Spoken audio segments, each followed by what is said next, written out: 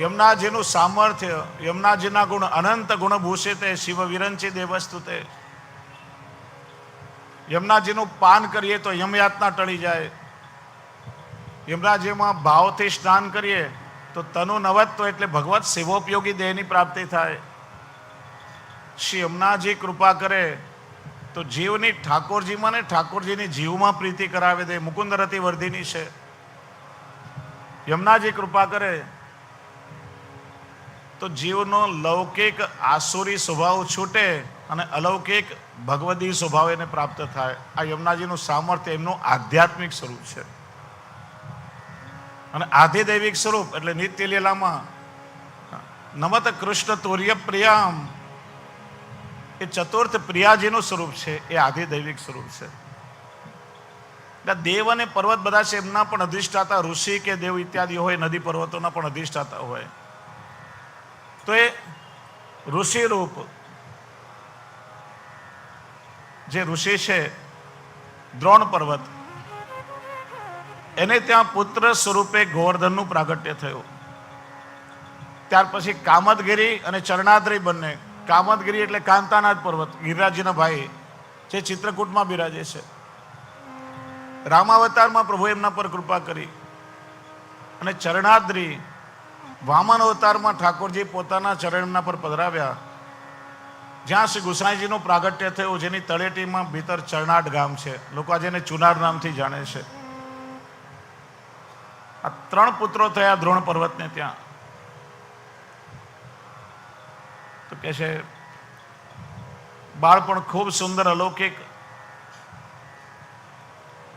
અને આ ગોવર્ધનનું દિવ્ય સ્વરૂપ, એનું સામર્થ્ય, આ બધાનું દર્શન કરી હિમાચલ, સુમેરુ, વિંધ્યાચલ, તોતાદ્રી, આ બધા જ પર્વતોના જે આધિદૈવિક સ્વરૂપ છે, એમણે આવી ગોવર્ધનનું પૂજન કરી અને ગિરિરાજ એવી પદવી આપી. ત્યારથી ગોવર્ધન ગિરિરાજ કહેવાયા, બધા પર્વતોના રાજા. અને આ કેવલ પર્વત નથી, સાક્ષાત ભગવદ રૂપ છે. જો એકવાર ઉદયપુરના મહારાણાએ શ્રી હરિરાયજીને પ્રશ્ન પૂછ્યો કે આપણા સનાતન ધર્મમાં સૌથી શ્રેષ્ઠ નદી કઈ અને સૌથી શ્રેષ્ઠ પર્વત કયો? ત્યારે શ્રી હરિરાયજી ઉત્તર આપ્યો કે સૌથી શ્રેષ્ઠ નદી એ ગંગા છે અને સૌથી શ્રેષ્ઠ પર્વત હિમાલય છે. મહારાણા કે આપ તો ભક્તિ માર્ગના આચાર્ય છો, અને ભક્તિ માર્ગમાં તો યમુનાજી ને ગિરિરાજજીની પ્રધાનતા છે. તો આપે નદીઓમાં શ્રેષ્ઠ ગંગા ને પર્વતમાં શ્રેષ્ઠ હિમાલયને કેમ કહ્યું? ત્યારે શ્રી હરિરાયજી આગળ કે રાજા, તમે પ્રશ્ન જ પૂછ્યો કે નદીઓમાં શ્રેષ્ઠ નદી કઈ અને પર્વતોમાં શ્રેષ્ઠ પર્વત કયો? અરે યમુનાજી અમારા માટે કેવલ નદી નથી, તો સાક્ષાત ઠાકોરજીના ચતુર્થ પ્રિયા છે. અને ગિરિરાજ એ કોઈ કેવલ પર્વત નથી, તો ઠાકોરજીના સ્નેહ રસનું અલૌકિક સ્વરૂપ છે. અમે એને સાક્ષાત ભગવત સ્વરૂપે પૂજીએ છીએ. અમારા માટે કેવલ પર્વત નથી. બધા જ પર્વતોએ પૂજન કર્યું કે આપ તો સાક્ષાત ગૌલોક ધામની શોભાના મુકુટ રૂપ છો. આપ તો યુગલ સ્વરૂપના મનોરથનું સ્વરૂપ છો. આજથી અમે આપને ગિરિરાજ એવું નામ આપીએ છીએ. આપ અમારા વંદન સ્વીકાર કરો. ત્યારથી ગોવર્ધન ગિરિરાજ તરીકે પ્રખ્યાત થયા છે. પોતાના બંને ભાઈઓ સાથે ખેલતા હતા. નાની વયે અને સમયે પુલસ્ય ઋષિ કે જેમણે મોક્ષ પ્રાપ્તિ માટે અનેક સાધનો કર્યા, કઠોર તપો કર્યા, પણ મોક્ષ મળ્યો નહીં. વિચાર્યું હું તીર્થાટન કરું, અનેક તીર્થોમાં વિચરણ કરતા કરતા કદાચ ક્યાંક મને કોઈ મોક્ષ પ્રાપ્તિનું સાધન મળી જાય, એમ વિચારી તીર્થયાત્રા કરતા કરતા શાલ્મલી દ્વીપ આવ્યા. દ્રોણાચલ પર્વતને તેમણે ઉતારો રાખ્યો. વિદાય લેવાનો સમય થયો. જો હવે બધી પ્રભુની રહસ્ય લીલાની શરૂઆત થાય છે. અહીંથી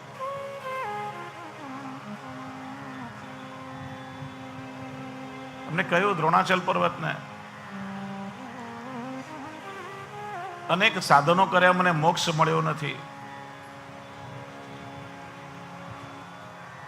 આ તમારા પર્વતના, તમારા પુત્રના મેં દર્શન કર્યા ગોવર્ધનના, અને મને લાગે છે આ કોઈ સામાન્ય પર્વત નથી, આ તો સાક્ષાત ભગવદ રૂપ છે.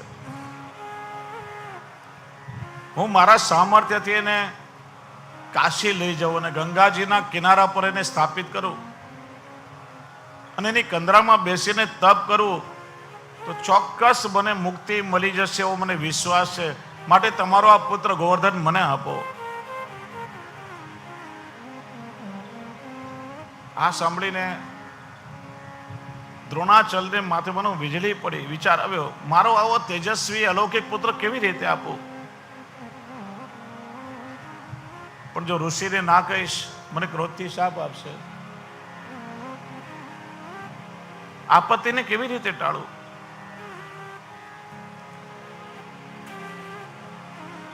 દ્રોણાચાર્ય કહ્યું, જો મહારાજ, મારો પુત્ર 12 વર્ષનો થયો છે, સમજદાર છે, એની ઈચ્છા પણ એને પૂછવી જોઈએ. ત્યારે પુલસ્ય ઋષિએ ગોવર્ધનની આમ પીઠ પંપાડી, બોલ બેટા, તારી શી ઈચ્છા છે? તું મને તપ કરવામાં મદદરૂપ થઈશ. એ સમયે રક્તશ્યામ વર્ણના શ્રી ગિરિરાજ બાબાએ લાલ ધોતી ઉપરના શિંગાર ધારણ કર્યા છે, લાલ પાગ ધરી છે, અનેક સુગંધી પુષ્પોની માલાથી આપ શોભાયમાન છે.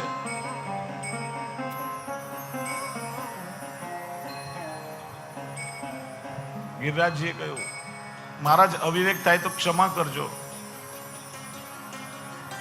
પણ હું જાણવા માંગુ છું કે આપ મને કાશી કેવી રીતે લઈ જશો? મારી લંબાઈ 8 યોજન છે, પહોળાઈ 5 યોજન છે અને 2 યોજન મારી ઊંચાઈ છે. મારું વજન અતિશય છે. યોજન શબ્દ ઘણી વાર સાંભળ્યો હશે.